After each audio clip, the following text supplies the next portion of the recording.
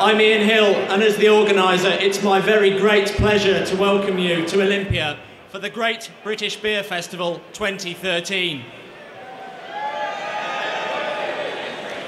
It's fantastic to see so many members of the trade here with us today. This trade session, it is for you. You're very special to us as consumers. Without you, there would be no beer. Thank you for taking the time to be with us. In equal part, there would be no GBBF without our volunteers. Almost 1,000 people gave up their time before, during and after to make GBBF the success it is. Perhaps you might give them a round of applause.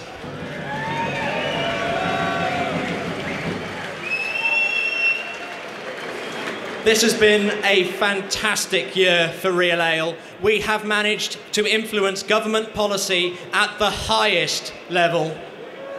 This is what happens when the British drinkers unite and speak with one voice, and we will continue to do so. But the fight to save pubs is not over, and in a few moments I would like to introduce someone who helps us to continue to protect the great British pub. My guest today is a true supporter of pubs. He's the MP for Greater Yarmouth. He's a Parliamentary Under-Secretary at the Department for Communities and Local Government. But most importantly, he is the Minister for Community Pubs. Will you please welcome Brandon Lewis.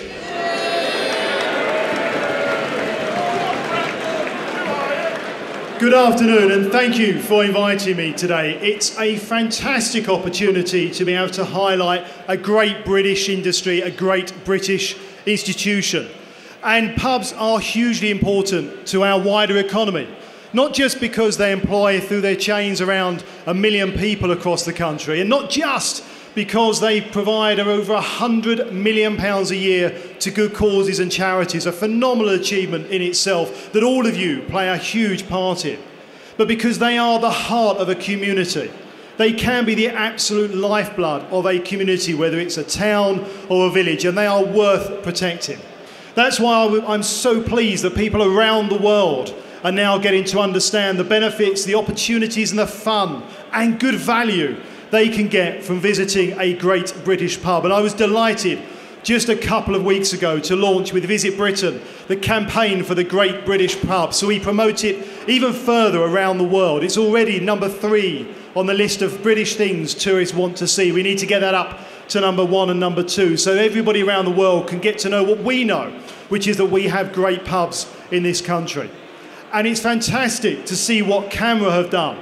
CAMRA have led the campaign for listing a community asset, and that has been hugely successful. Just a couple of months ago, I was at the City of Ale event in Norwich, where we had just 50 listed. And in just a couple of months with this campaign, CAMRA have moved that today to be around 100 pubs listed as community assets around our country.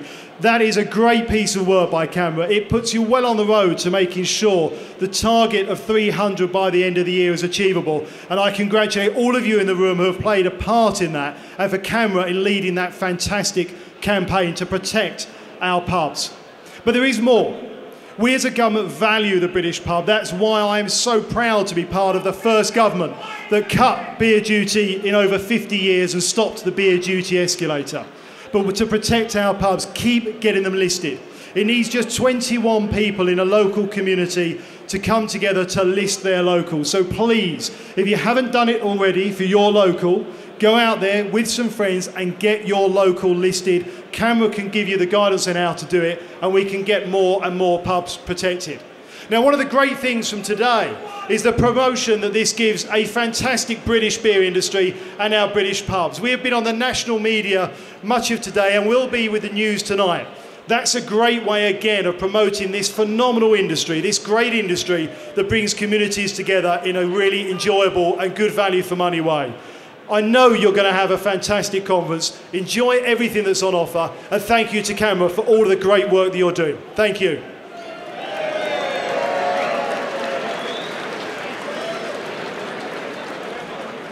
Thank you to Brandon.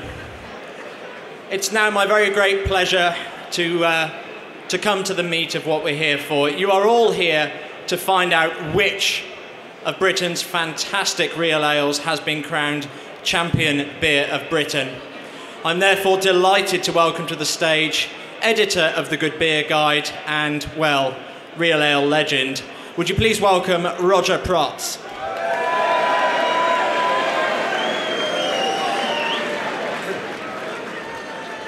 Thank you very much, Ian. And could I say to Brandon, congratulations on getting Laken's back into Great Yarmouth, a brewery that Whitbread killed a long time ago, but there is life after Whitbread. Ladies and gentlemen, for the past 12 months, tasting panels have been tasting beers up and down the country.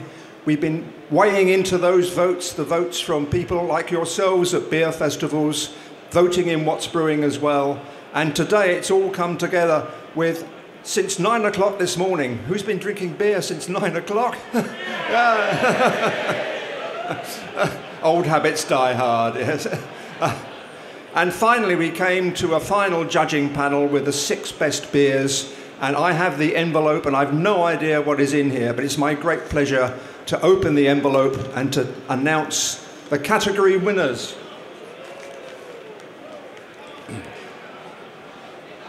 We start with the mild category. Bronze goes to Fernandez for Malt Shovel Mild.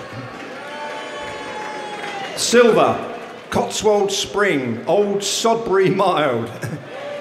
And the gold, the champion mild, is Great Orme Welsh Black. The bitter category.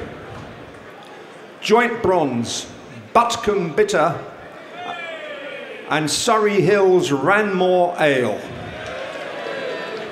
The silver, Moor Revival. And the gold, in the bitter category, goes to Buntingford for Twitchell.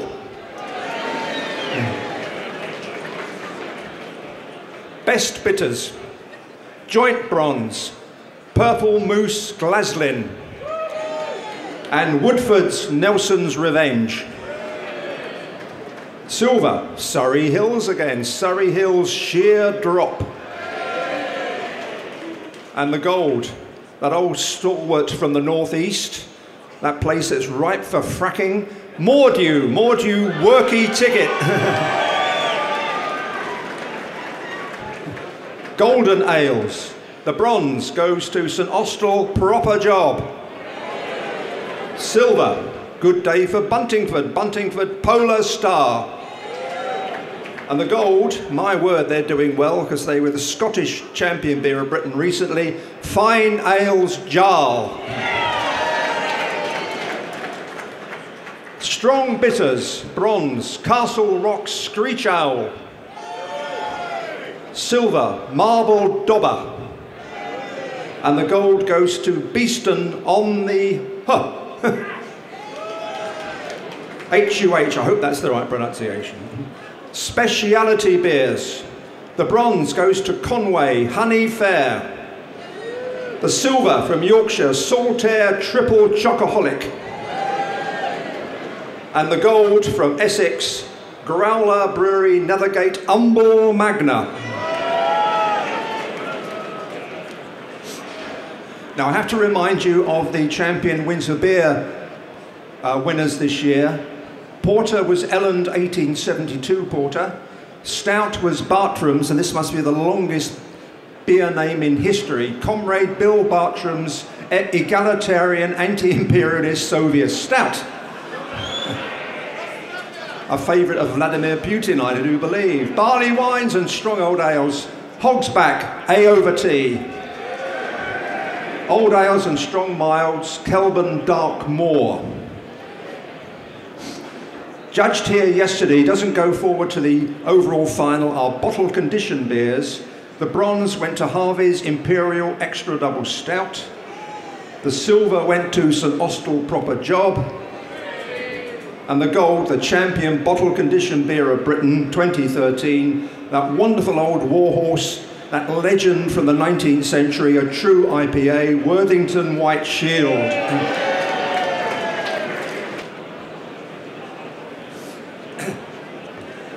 And now, the overall winners, the champion beer of Britain.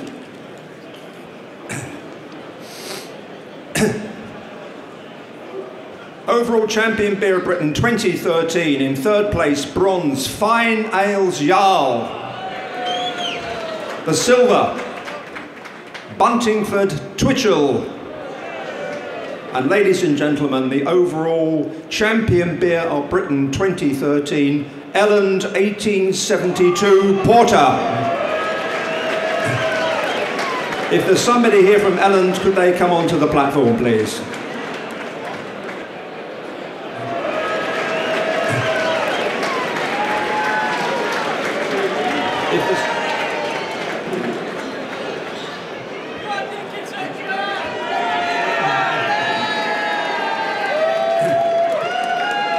Ladies and gentlemen, would you please welcome from Elland Brewery, he says his name is Dickie Bird, I don't believe a word of it, but there's two of them,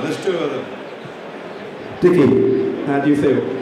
Absolutely overwhelmed. I just cannot believe it. I'm shaking with, well, mixed emotions, delight and just complete pleasure at the same time, absolute trepidation for the future now.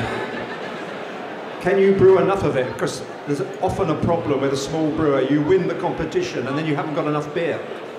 Happily, we've got a brewer in Michael Winnichuk who will be able to cope with any demand that comes his way. I know he will. And he should be here. I don't know what's happened to him. He should be up here, but I'm representing him. What are you doing down there? You should be up here. Tell me, 1872, is that a recipe that you've used from that date? It was actually sort of reinvented by our previous bureau, Dave Sanders, who takes a great deal of credit for the beer, and I'm delighted that he's here today. I know he'll feel that he deserves a little share of this as well, so I'm delighted for Dave as well. But it's the present staff that continued the style, and it's the best beer in Britain. I'm staggered. Tell us a bit about the recipe, the malts and the hops you use. You need the brewer for that. I do know that we use invert sugar, and it's the only beer we ever use with invert sugar because that's what the recipe dictated in 1872, so that's what it gets. But the rest of it is up to Michael. Well done. Congratulations. Thank you. Can you come a bit closer? Yeah. Michael, can you tell us a bit about the recipe, the malts and the hops you use in the beer? I'm still shocked, actually. Take your time, please. I think the hops is Target and Northdown, I think. But yeah, I'm still in shock. Sorry. No, I'm just still in some suspended animation here at the moment.